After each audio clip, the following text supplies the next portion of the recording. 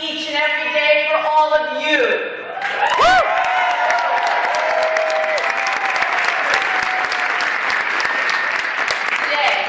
We all begin our climb together to put everyday New Jersey families back in charge of this state that we all love. We're here today to put an end to the philosophy, as tired as it's disproven, the notion that our economic problems can only be solved if we ask the middle class and the working poor to sacrifice more so that the wealthy can become even richer.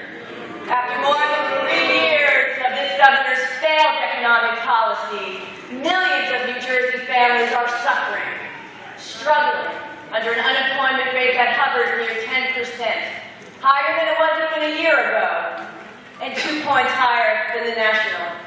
Education opportunity is sliding with so many of our public schools falling short, tuition costs spiraling out of control.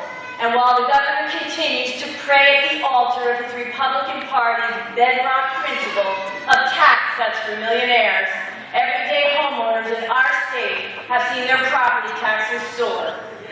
From Cape May to High Point, everyday New Jerseyans are wondering the same thing.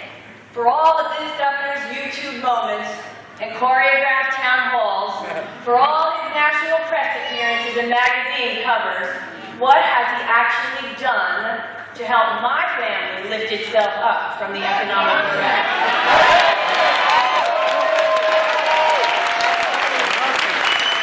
Time and time again, this governor points back to Hurricane Sandy as the primary, if not the solitary, reason for you to give him 4 more years. Before his State of the State speech, this governor pledged to focus almost exclusively on the storm and its aftermath, because in his own words, once Sandy came, I can't imagine there's anything else that's relevant as governor to talk about. He went on to say that the storm erased the blackboard, that all the problems New Jerseyans faced prior to Sandy receded in importance to the storm recovery, while no one will disagree that we need a strong bipartisan effort to recover and rebuild from the devastation left in Sandy's wake. That is not enough.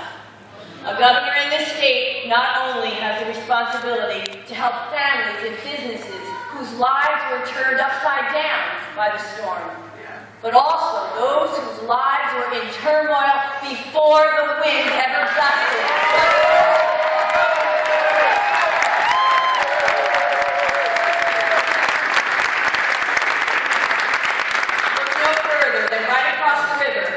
To see what a leader does in the aftermath of a crisis.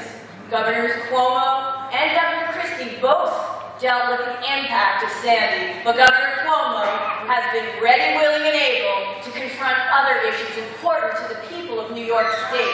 Minimum wage, gender equality, gun control, all pressing issues, not just in New York.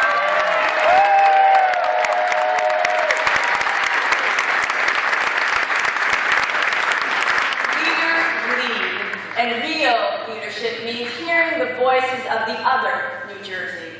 The hardworking men and women who've been unemployed or underemployed for years and who've gotten nothing but sound bites and empty promises from a governor who seems more intent on courting his party's right-wing base than tending to the needs of the middle class and the working poor.